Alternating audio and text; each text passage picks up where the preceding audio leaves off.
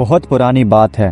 ملک بہارستان کی ایک چھوٹی سی بستی میں ایک غریب کمہار نصیب بختہ رہتا تھا۔ وہ سارا دن محنت سے مٹی کے برتن بناتا اور شام کو اپنے گدھے پر لاد کر بازار میں بیچنے جاتا۔ اسی بستی کے قریبی جنگل میں ایک خونخوار شیر رہتا تھا جس نے بستی والوں کا جینا دو گھر کر رکھا تھا۔ بستی کے نہ جانے کتنے ہی لوگ اور جانور اس درندے کی بھیڑ چکھ چکے تھے۔ ایک دن بیچارہ کمہار تھکا ہارا اپنے گھر واپس آیا۔ تھکن کی وجہ سے اس نے اپنا گدھا استبل کی بجائے صحن میں ہی باندھ دیا اور خود سونے چلا گیا، اور دوسری طرف وہ خونخوار شیر اپنے شکار کے لیے جنگل سے نکلا کہ اچانک تیز طوفان شروع ہو گیا۔ طوفان کی شدت اس قدر زیادہ تھی کہ درختوں کے پیڑ اپنی اپنی جڑوں سے اکھڑ کر زمین پر گر رہے تھے۔ شیر طوفان کو تو بھول گیا اور طوفان سے بچنے کے لیے کسی چھت کی تلاش میں بھاگا۔ اسے بستی کے قریب ایک جھونپڑی نظر آئی جو کہ غالباً خالی تھی۔ شیر اس میں داخل ہو گیا اور وہیں سو گیا۔ دوسری طرف بارش کے شور سے کمہار کی آنکھ کھل گئی اور اسے اچانک یاد آیا کہ اس نے اپنا گدھا درخت کے نیچے باندھ دیا تھا۔ وہ بیچارہ تو بارش میں بھیگ رہا ہوگا، تو وہ فوراً جھونپڑی سے باہر نکلا تاکہ گدھے کو بارش سے بچا کر استبل میں لے آئے۔ لیکن جب وہ صحن میں درخت کے نیچے پہنچا تو دیکھا کہ گدھا غائب ہے اور وہاں صرف ایک زنجیر پڑی ہے۔ معلوم ہوتا ہے کہ میرا گدھا زنجیر تڑوا کر جنگل کی طرف بھاگ نکلا ہے، لیکن مجھ سے بچ کر جائے گا کہاں؟ ایک جھونپڑی سے نکل کر دوسری جھونپڑی میں ہی اس نے پناہ لے لی ہوگی، اس لیے وہ اپنے گدھے کو تلاش کرنے کے لیے جنگل کی طرف روانہ ہو گیا۔ وہ ویران راستوں پر ہی چلا جا رہا تھا۔ 1 گھنٹہ چلنے کے بعد وہ جنگل میں ایک جھونپڑی کے پاس پہنچا۔ آسمان پر وقفے وقفے سے بجلی کڑک رہی تھی جس کی وجہ سے روشنی پیدا ہو رہی تھی۔ اسی روشنی میں اس نے دیکھا کہ دروازے کے ایک طرف ایک جانور سویا ہوا ہے۔ کمہار چلایا، مل گیا میرا گدھا، اڑیل یہاں سویا پڑا ہے۔ میں جنگل میں مارا مارا تمہاری تلاش میں پھر رہا تھا۔ دراصل یہ وہی شیر تھا جس نے بارش سے بچنے کے لیے اس جھونپڑی میں پناہ لی تھی۔ کمہار غریب نے اندھیرے کی وجہ سے اپنے گدھے اور شیر میں کوئی فرق محسوس نہ کیا اور غصے کی حالت میں 2-4 ہاتھ کمر میں جڑ دیے، ساتھ ہی چھلانگ لگا کر اس کی پیٹھ پہ سوار ہو گیا۔ اس ڈر سے پھندا سخت کیا کہ کہیں یہ چھڑوا کر بھاگ نہ نکلے۔ ساتھ ہی کمہار چلایا کہ بڑے ضدی قسم کے جانور ہو، تم نے زنجیر تڑوا کر گھر سے بھاگنے کی جرت کیسے کی؟ اب تم اتنے دلیر ہو چکے ہو کہ گھر سے بھاگ نکلے ہو اور میں تمہارے پیچھے اندھیرے میں دھکے کھاتا پھروں۔ میری بات کان کھول کے سن لو، آئندہ گھر سے بھاگنے کی کوشش کی تو چارے میں زہر ملا کے کھلا دوں گا۔ یہ سن کر شیر کانپ گیا اور اس کے اوسان خطا ہو گئے۔ اس نے سوچا کہ اگر حکم دلوری کرتا ہوں تو کہیں واقعی یہ مجھے ہلاک نہ کر دے، تو بہتری اسی میں ہے کہ اس کا حکم مانا جائے۔ تاریخ جنگل اور بارش میں دوڑتے ہوئے شیر بہت خوفزدہ تھا کہ میں کس مصیبت میں پھنس گیا۔ اسے اپنے گردن پہ بندھا ہوا رسا بہت سخت محسوس ہوا۔ آخر کار وہ جنگل کے کنارے ایک جھونپڑی کے سامنے رکا۔ کمہار اسے اندر لے آیا اور ایک رسے کے ساتھ درخت سے باندھ کر سونے کے لیے اندر چلا گیا۔ صبح ہوئی تو لوگ غریب کمہار بختہ کے گھر کے آگے سے گزرنے لگے۔ اچانک انہوں نے ایک قدم آگے شیر کو زنجیر سے بندھا ہوا دیکھا۔ سب حیران اور پریشان رہ گئے۔ یہ خبر دیکھتے ہی دیکھتے آگ کی طرح پورے گاؤں میں پھیل گئی کہ کمہار نصیب بختہ نے زندہ شیر کو پکڑا ہے۔ گاؤں والے اس کے گھر کے سامنے اکٹھا ہو کر شیر کو دیکھنے لگے اور اس کی بہادری کی بہت تعریف کی۔ انہوں نے کمہار غریب بختہ کی زیادہ تعریف اس لیے بھی کی کیونکہ یہ شیر ان کی بھینسوں اور بکریوں کو کھا گیا تھا۔ لوگوں نے شیر کو مارنے کی بہت کوشش کی مگر ہر بار ناکامی کا سامنا کرنا پڑا۔ کمہار نصیب بختہ نے لوگوں کو بتایا کہ اس نے کوئی بڑا کام نہیں کیا، وہ تو اپنے گمشدہ گدھے کو پکڑ کر گھر لے آیا ہے۔ وہ لوگوں کی باتیں سن کر یہ ذرا بھی نہ سمجھ سکا کہ گدھا شیر میں کیسے تبدیل ہو گیا، لیکن جب کمہار نے واقعی اپنے گدھے کی جگہ شیر کو بدھے ہوئے دیکھا تو وہ بے ہوش ہو کر گر پڑا۔ اس کی بیوی بڑی مشکل سے اسے ہوش میں لائی اور اس کی بہادری کی داد دی۔ اسی ملک بہارستان کا بادشاہ دارا گل ہمسایہ ملک داغستان کے روزانہ کے حملوں سے بہت پریشان تھا۔ ان کی آپس میں خانہ جنگی شروع ہو چکی تھی۔ داغستان کا بادشاہ اورنگ شجاع وہ بہت طاقتور تھا۔ وہ بہارستان کا بہت سا علاقہ ناجائز طریقے سے اپنے قبضے میں کرنا چاہتا تھا۔ بادشاہ دارا گل نے اپنی فوج کو تیار رہنے کا حکم دیا، لیکن وہ یہ بھی جانتا تھا کہ دشمن کی فوج بہت زیادہ اور طاقتور ہے۔ اسے ان دنوں ایک ایسے ہیرو کی تلاش تھی جو صحیح طرح سے اس کی فوج کی کمان کر سکے تاکہ دشمن کو ہمیشہ کے لیے مار بھگایا جا سکے۔ اس نے فوراً اپنے وزیروں اور مشیروں کو بلایا۔ ان میں سے ایک وزیر جس کا نام فتح جنگ تھا، اسے اچانک یاد آیا کہ کمہار نصیب بختہ تو بڑا دلیر اور بہادر انسان ہے جس نے ایک شیر کو پکڑ لیا ہے۔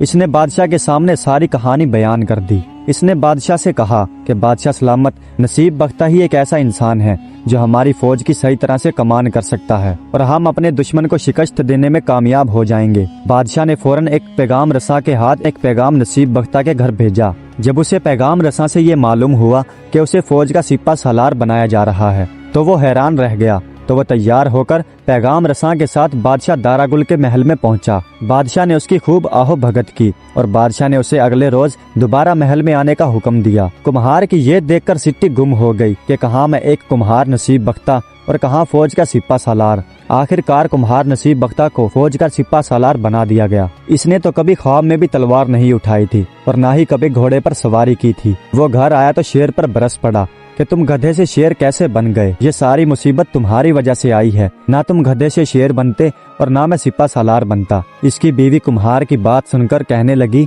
क्यों बेचारे शेर को कोसते हो, इसका कसूर नहीं है नसीब बख्ता, तुम्हारे तो बख्त जाग गए हैं। खुदा का शुक्र अदा करो जिसने तुम्हें सिपा सालार बना दिया। लगता है हमारे दिन फिरने वाले हैं। हिम्मत ना हारो, खुदा बड़ा ही कारसाज है, वो हमारी मदद जरूर करेगा। दूसरे रोज तैयार होकर कुम्हार नसीब बख्ता शाही महल पहुंचा। बादशाह दारागुल इनसे मिलकर बहुत खुश हुआ, इनकी खूब खातर तवज्जा की। बादशाह ने उसे फौज की कमान संभालने का हुक्म दिया और कहा, हमसाया मुल्क का बादशाह औरंग शुजा जंगी तैयारियों में मसरूफ है। वो आए रोज हमारे इलाकों पर हमले करता रहता है और मुंह की खाता है। हमारी फौज भी जंग के लिए तैयार है, तुम सही तरह से इसकी कमान कर सकते हो। कल दुश्मन के सिपाही हमारी तरफ बढ़ेंगे, तुम फौज के साथ मिलकर दुश्मन को छठी का दूध याद दिला दो ताकि वो दोबारा इधर मुंह करने की जुर्रत न कर सकें। बादशाह ने कुम्हार नसीब बख्ता और उसकी बीवी के लिए एक शानदार घर तैयार करवाया। इसमें एक अस्तबल भी था जिसमें ताकतवर और काला स्याह घोड़ा उसे जंगी मैदान में ले जाने के लिए तैयार खड़ा था। कुम्हार सिपा सलार को सारी रात नींद न आई, वो बहुत परेशान था, उसे घुड़सवारी नहीं आती थी। कुम्हार नसीब बख्ता ने सोचा कि अगर मैं घोड़े से गिर गया तो सारी आवाम मुझ पर बहुत हंसेगी और कहेगी कि फौज का सिपा सालार घोड़े से नीचे गिर पड़ा। मैं सुबह सवेरे उठकर घोड़े पर सवार होने की कोशिश करूंगा। सुबह हुई तो इसने बीवी को जगाया। वो अस्तबल में गए जहां एक खूबसूरत घोड़ा बंधा हुआ था। सिपा सालार नसीब बख्ता ने कहा, ये घोड़ा तो बहुत लंबा है, मैं इस पर सवारी कैसे करूंगा।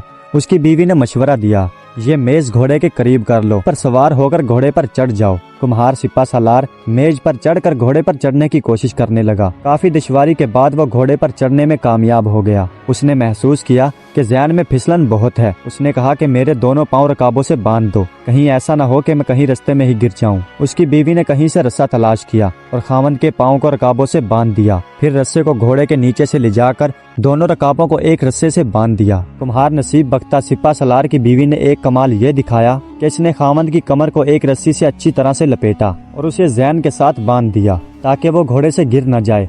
अब कुम्हार नसीब बख्ता ने कहा कि अब मेरे हाथ भी घोड़े की गर्दन से बांध दो। मुंह जोर घोड़ा अस्तबल से निकलने के लिए बेताब था। इससे पहले कि कुम्हार की बीवी उसकी गर्दन से रस्सा बांध दी, घोड़ा अचानक उछला और बाहर निकल गया। अब सूरत हाल ये थी कि कुम्हार नसीब बख्ता घोड़े के ऊपर एक बोरी की मानद बैठा हुआ था। वो सिर्फ रस्सों की मदद से नीचे गिरने से बचा हुआ था। इसने घोड़े की गर्दन को मजबूती से पकड़ रखा था। वो खुदा से गिड़गिड़ाकर दुआ मांग रहा था, ऐ मेरे खुदा, तूने मुझे कुम्हार से फौज का सिपा सालार बना दिया। इस मुल्क की हिफाजत और मेरी इज्जत तेरे हाथ में है। मैं तो एक जाहिल और गवार इंसान हूँ, अपनी मेहरबानी से मेरी मदद फरमा और मुझ कमजोर इंसान की जान भी बचा दे। स्याह घोड़ा बड़ी तेजी से गलियों में भाग रहा था। इसने शहर की तरफ जाने वाले दरवाजों को भी अपने जोर से तोड़ दिया और खुले खेतों की तरफ निकल गया। इसने नदियों और बाड़ों को पार किया। अब कुम्हार सिपा सालार का घोड़ा मैदान जंग की तरफ आ गया और दुश्मन के खेमों की तरफ बढ़ने लगा। उसे पता चल गया था कि घोड़ा किस तरफ जा रहा है। उसने घोड़े को रोकने की बहुत कोशिश की मगर बेसूद। उसका घोड़ा एक दरख्त के करीब से गुजरा तो इसने दरख्त की एक शाख पकड़ ली। वो इस जोर से घोड़े को रोकना चाहता था। उसने इस जोर से शाख को पकड़ा कि एक बड़ी सी शाख टूटकर उसके हाथ में आ गई। भागते भागते इसने अगले दरख्त को भी ऐसे ही पकड़ा। उसकी भी शाख इसी तरह टूटकर उसके हाथ में आ गई। दुश्मन के खेमों के बाहर खड़ा एक सिपाही ये मंजर देख रहा था। उसने दुश्मन की तरफ से बढ़ते हुए एक घुड़सवार को देखा जो अपने हाथों से दरख्तों को तोड़ता हुआ बड़ी तेजी से उनकी तरफ बढ़ रहा था। वो समझ गया कि ये वही सिपा सालार है जिसने जिंदा शेर को पकड़ा था और अब इसने हमला करने की गर्ज से हमारी तरफ बढ़ते हुए दरख्तों की शाखों को तोड़ना शुरू कर दिया है। अगर इसने हमें भी दरख्तों की तरह तोड़ना शुरू कर दिया तो सिपाहियों की हड्डी पसली एक हो जाएगी। मालूम होता है कि सिपा सालार कोई आम आदमी नहीं है, वो जरूर कोई दियो है। सिपाही ये मंजर देखकर जोर जोर से चिल्लाने लगा। फिर इसकी निगाह सिपा सालार के पीछे पड़ी। दुश्मन की फौज हमला करने के लिए सर पर आन पहुंची थी। सिपाही के खौफनाक अंदाज से चीखने और चिल्लाने से दुश्मन के खेमों में एक खलबली सी मच गई। वो बराबर चिल्ला रहा था, भागो भागो, अपनी जान बचाने के लिए भागो, जिंदा शेर को पकड़ने वाला सिपा सालार भारी भरकम फौज लेकर हमारी तरफ बढ़ रहा है। जिस फौज का सिपा सालार इतना ताकतवर हो वो हमारा क्या हाल करेगा। ये सुनकर वो सब सिपाही खौफजदा हो गए और अपने घोड़ों पर चढ़कर भाग खड़े हुए। उनका बादशाह औरंग शुजा अपने खैमे में बैठा हुआ जंग की सूरत हाल देख रहा था। जंग का पासा अचानक पलट जाने पर वो अचानक घबरा गया और अमन हासिल करने के लिए उसने एक खत लिखा और खैमे से बाहर निकला और वो खत खैमे में रखकर घोड़े पर सवार होकर वहां से भागा और उसने पीछे मुड़कर भी न देखा। जब कुम्हार नसीब बख्ता का घोड़ा दुश्मन के खेमों के करीब से गुजरा तो वो खुद ब खुद ही रुक गया। इसने कांपते हाथों से अपने पैरों की रकाबें खोली और वो घोड़े से नीचे गिर पड़ा और खुदा का करना ऐसा हुआ कि उसे घोड़े से नीचे गिरते हुए किसी ने न देखा। उसने दुश्मन की तरफ निगाह दौड़ाई, वो सब दुम दबाकर भाग चुके थे। वो बादशाह के खेमे में दाखिल हुआ तो इसकी निगाह एक खत पर पड़ी जो इसने जेब में रख लिया। कुम्हार सिपा सालार नसीब बख्ता पैदल ही अपने घर की तरफ निकल पड़ा। रास्ते में लोगों ने उसे देखा तो वो अदब से झुकना शुरू हो गए। जब वो घर पहुंचा